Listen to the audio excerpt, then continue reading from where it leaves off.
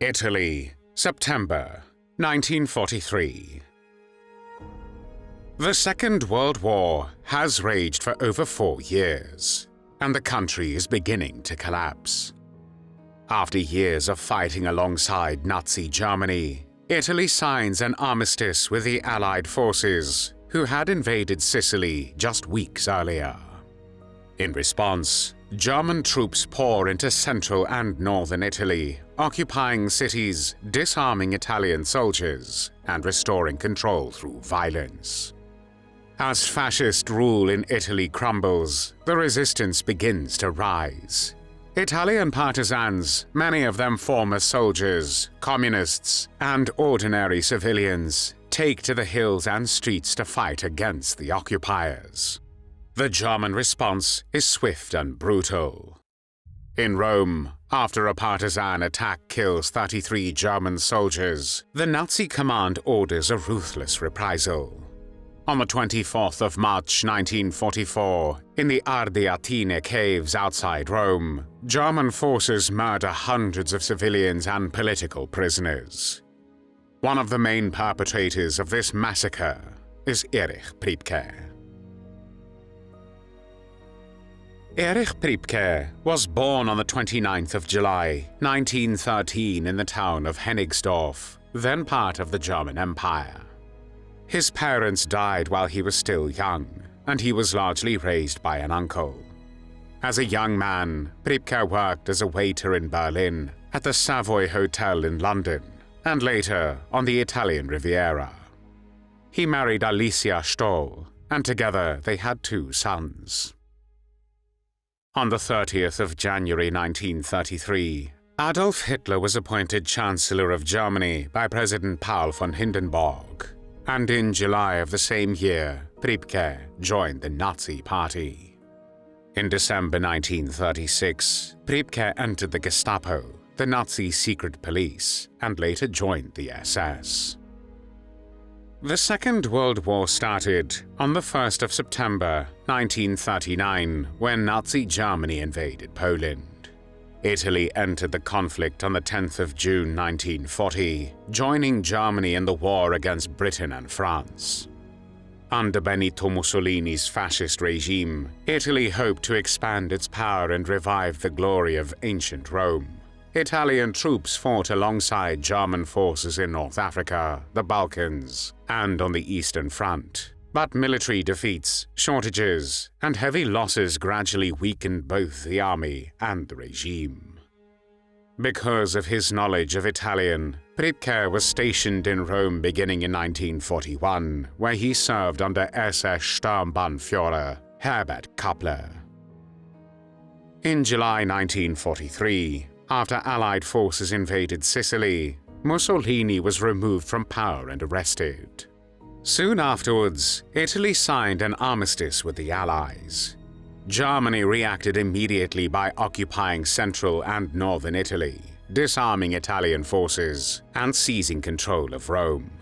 Mussolini was later rescued by German commandos and installed as head of a German-controlled puppet state in northern Italy. Under occupation, arrests, executions, and deportations became part of daily life. Resistance groups grew bolder, and attacks against the occupiers became more frequent. The occupiers responded with collective punishments. Civilians were executed, hostages were taken, and entire communities were threatened. In this atmosphere of fear and violence, the Ardeatine Caves massacre would soon follow. The immediate trigger came on the 23rd of March, 1944. In the afternoon, around 3 o'clock, a bomb exploded in Via Rasella, near the center of Rome. The attack was carried out by members of the Italian communist resistance. The explosion struck a marching unit of the 11th Company of the SS Police Regiment, Botzen, made up largely of South Tyroleans. 33 Germans were killed and dozens more were wounded. The timing of this attack was symbolic, as it was the anniversary of the infamous fascist Black Shirts, which had been founded by Mussolini on the 23rd of March, 1919. The message was clear, but the German reaction to this symbolic act was immediate and ruthless. Following the attack, the German occupation authorities ordered reprisals. Italian hostages were to be executed at a ratio of 10 Italians for every German soldier killed. Names were drawn from prison lists: Jews waiting for deportation, political prisoners, resistance members, and men arrested simply for being in the wrong place at the wrong time. Some had been imprisoned for months, others for only a few days, and many had never been sentenced or formally charged. There were teachers, workers, lawyers, officers, artists, priests, fathers, sons, and brothers. Some families would later discover that more than one relative had been taken. One of the officers involved in organizing the massacre was Erich Priebke, who held the rank of SS Hauptsturmführer, an equivalent to the rank of captain in the US Army. He personally helped compile the lists of those selected for death. On the night before the massacre, Priebke went through police records containing the names of suspected resistance sympathizers and ordered the arrest of additional political prisoners in order to complete the required number of hostages. Moreover, he put some inmates on the list simply because they were Jewish. On the 24th of March, 1944, the prisoners were transported in trucks to the Ardeatine Caves on the outskirts of Rome. Their hands were bound with rope to limit their movement. Inside the caves, they were led forward in groups of 5 and ordered to kneel. Shots were fired into the back of their heads. Priebke went inside together with the second or third group and shot a man with an Italian machine pistol. Toward the end, he shot another man with the same gun. As the executions continued, names were crossed off the lists one by one. Bodies piled up on the cave floor, and the next victims were forced to kneel on top of the dead. The killings lasted for hours, while prisoners waiting outside could hear the gunshots echoing from inside the caves. After the final executions, explosives were detonated to seal the tunnels. Some victims may still have been alive when the rock collapsed on them. In total, 335 people were killed, 5 more than the number ordered by the German High Command. According to later investigations, this happened because Priebke, who supervised the executions and checked the lists of victims, failed to notice in the confusion that 5 additional prisoners had been brought in by mistake. After the liberation of Rome, on the 4th of June 1944, the sealed caves were opened, and the truth was finally revealed. Inside the Ardeatine Caves, officials found bodies buried beneath collapsed rock and dust, piled one on top of the other, exactly as they had fallen. The air was heavy and the space was narrow, making the recovery slow and painful. Many victims were still bound with rope, some unrecognizable because of injuries and decomposition. Personal belongings, scraps of clothing, documents, and rings were carefully collected to help families identify their loved ones. In the years that followed, most of the 335 victims were identified. 75 of the murdered were Jews. The youngest victim was 15 years old. The oldest was 74.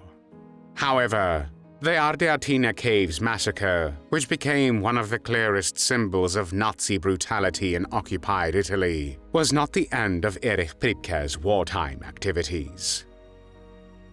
According to some accounts, Priebke was involved in the events that led to the La Storta massacre. As Allied troops entered Rome, 14 political prisoners were taken from the notorious Via Rasella prison and executed near the village of La Storta, outside the city. Most of the victims were socialists connected to the Matteotti brigades or members of the underground military resistance. Among those murdered was the socialist trade unionist and former member of parliament Bruno Buozzi. On the 14th of June, 1944, Priebke became liaison officer to the headquarters of the fascist Republican National Guard in the city of Brescia. There, he participated in raids, arrests, and anti-partisan operations aimed at destroying resistance networks in northern Italy. Hundreds of prisoners, resistance fighters, and suspected partisans captured between Lombardy and Veneto passed through Canton Mombello prison before being transferred to German headquarters, where Priebke often personally conducted interrogations. One former partisan courier, Agape Nulli, who had been arrested at the age of 18, later recalled, "I remember the day of the interrogation. Priebke entered the room pointing his finger at me and suddenly asked, 'Have you read the Bible?' I answered no. I understood it was a trick question to find out whether I was Jewish. Then he asked where my brothers were hiding. They were also partisans, but I could not know because I had already been in prison for more than a month. My interrogation ended there. Others were far less fortunate." Bruno Gilardoni was brought back to his cell half dead after hours of interrogation hanging from the ceiling by a rope. Others were sent to concentration camps and died there. The Second World War in Europe ended on the 8th of May, 1945. Priebke was arrested and held in a British prison camp in the Italian city of Rimini, but in 1946 he escaped. He later claimed that the escape had been assisted by a Catholic rat line organized by the Austrian bishop Alois Hudal.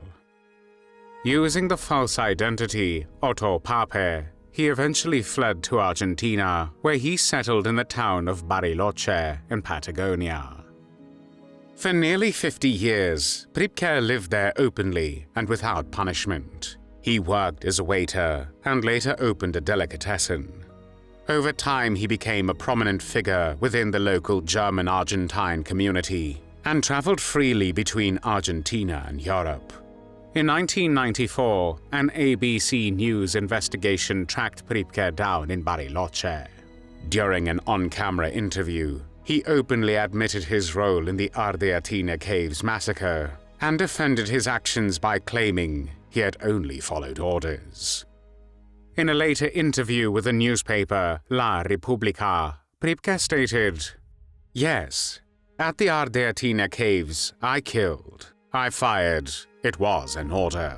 Once, twice, 3 times. I do not remember exactly. What difference does it make? I was an officer, not a bookkeeper. We were not even particularly interested in revenge. The soldiers killed in Via Rasella were from Tyrol, more Italian than German. But Kappler was uncompromising. He even forced the cook to shoot. We executed 5 extra men. It was a mistake, but they were all terrorists anyway, so nobody really cared." After lengthy legal proceedings, Priebke was brought back to Italy for trial in 1996. He was eventually sentenced to life imprisonment for his role in the massacre. Because of his age, he spent his final years under house arrest in Rome, where he died on the 11th of October 2013. He was 100 years old. His request to be buried in Argentina alongside his wife was rejected, while the Diocese of Rome banned any funeral ceremony in Catholic churches in the city. His hometown in Germany also refused to accept his remains, fearing the grave could become a neo-Nazi pilgrimage site. After the diocese refused to conduct the funeral, Priebke's family turned to the Traditionalist Society of St. Pius X, which agreed to hold the service in Albano, near Rome. The funeral ultimately took place without any of Priebke's relatives present, as rioting outside the church between fascist sympathizers and anti-fascist protesters prevented his family from entering.